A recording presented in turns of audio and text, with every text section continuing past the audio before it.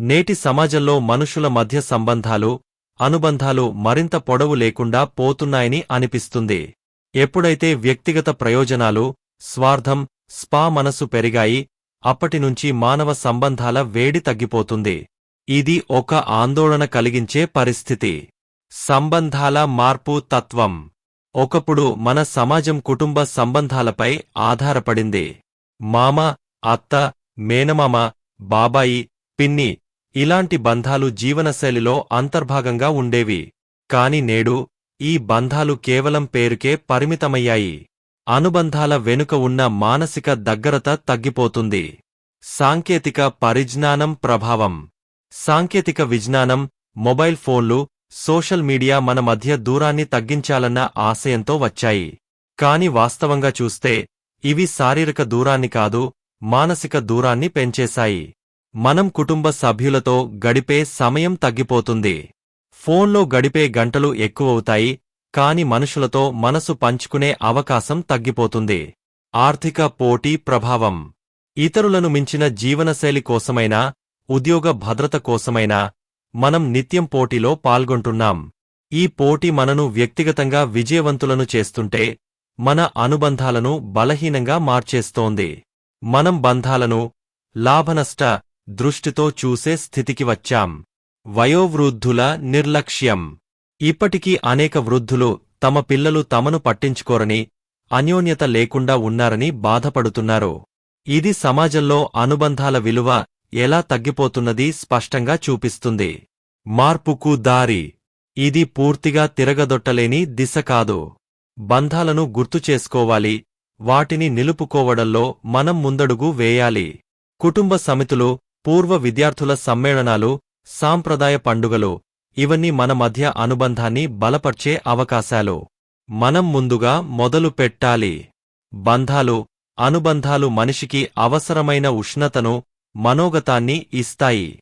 వీటి విలువను గుర్తించకపోతే మనం సంపదను సంపాదించినా ప్రేమను కోల్పోతాం.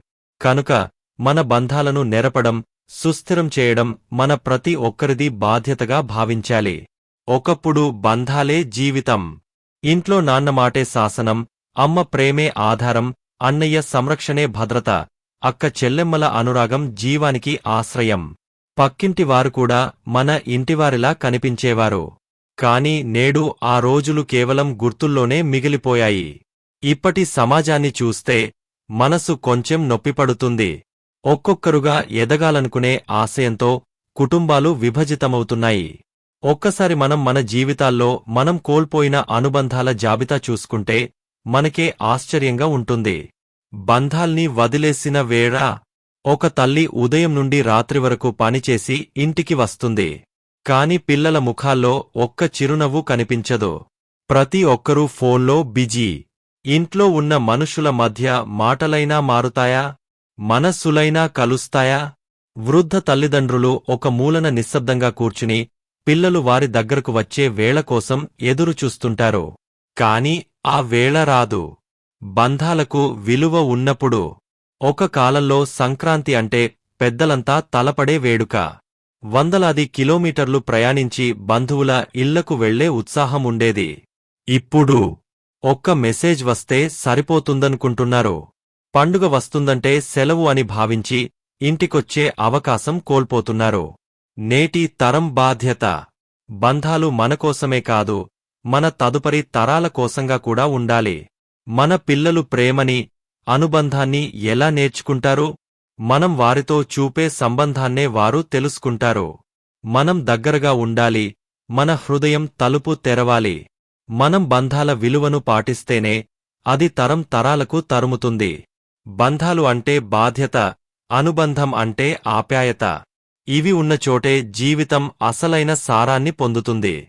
మనం సంపాదించే డబ్బు, హోదాలు, విజయం ఇవన్నీ ఒక్క రోజుకు మాత్రమే. కాని మనం కొద్దిగా ప్రేమ చూపితే అది జీవితాంతం గుర్తుండిపోతుంది. అందుకే ప్రతిరోజూ మన ప్రియమైన వారిని ఓసారి ఆలింగనం చేయండి.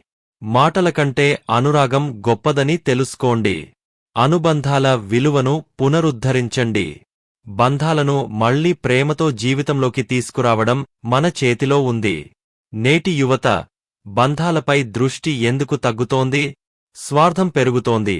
నాకే ఏం కలసొచ్చుతుంది అనే కోణంలో బంధాలను చూస్తూ పోతున్నాం. సహాయం చేయడం, తోడు నిలవడం అనేవి ఒకప్పుడు సామాన్యమైన విషయాలు. నేడు ఇవి వింతగా మారిపోయాయి. సాంకేతిక దూరం, సోషల్ మీడియా వేదికలు మనల్ని కనెక్ట్ చేస్తాయని చెబుతాయి. కాని మనిషిని మనిషి నుంచి మనసు పరంగా విభజించడానికి ఇవి ఒక మౌనమైన గోడగా మారాయి. తీవ్ర పోటీ మరియు బిజీ లైఫ్ స్టైల్, ఉద్యోగం, చదువు, ప్రయోజనాల కోసం మనం అంతరించిపోతున్నాం. జీవిత ప్రయాణంలో గమ్యం వెంట పడుతూ మన వెంట నడిచే బంధాలను పట్టించుకోవడం మర్చిపోతున్నాం. అనుబంధాల వైఫల్యం, సామాజిక ప్రభావాలు, మానసిక ఒత్తిడి, ఒంటరితనం, బంధాల ఉనికిలేని జీవితం లోపలి నిశ్శబ్దంతో నిండిపోయింది. ముఖ్యంగా వృద్ధులు, వితంతువులు, విడాకుల అనంతరం ఉన్న వ్యక్తులు ఈ ఒంటరితనాన్ని తీవ్రమైన రీతిలో ఎదుర్కొంటున్నారు. చిన్న కుటుంబాల విభజన, సంప్రదాయ జాయింట్ ఫ్యామిలీ వ్యవస్థ నశించి న్యూక్లియర్ ఫ్యామిలీలుగా మారడం వల్ల బంధాల మధ్య సామరస్యమే కనుమరుగైపోతోంది. పిల్లల్లో మానసికాభివృద్ధి లోపం, తల్లిదండ్రుల ప్రేమను లేకపోవడము, అనుబంధాల లోటు వల్ల పిల్లల్లో భద్రతాభావం తగ్గిపోతుంది. ఇది వారి వ్యక్తిత్వంపైన ప్రభావం చూపుతుంది. బంధాల పునర్నిర్మాణం, మార్పు మన చేతిలో. సాధారణ ముచ్చటే గొప్ప బంధానికి పునాది. రోజు కనీసం 10 నిమిషాలైనా కుటుంబంతో గడపండి. ఆ మాటలు మనస్సులను కలుపుతాయి. పెద్దలను గౌరవించడం మర్చిపోకండి. వారితో మాట్లాడండి. వారి అనుభవాలను వింటే జీవితానికి దారినిస్తుంది. పిల్లలకు అనుబంధాల విలువ నేర్పండి.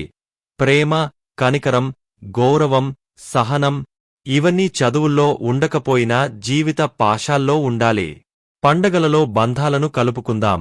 పండగలు కేవలం ఆచారాలకు కాదు, మనుషుల మధ్య ప్రేమ పెంచే అవకాశాలకు కూడా. బంధాలు ఒక చెట్టు వలె.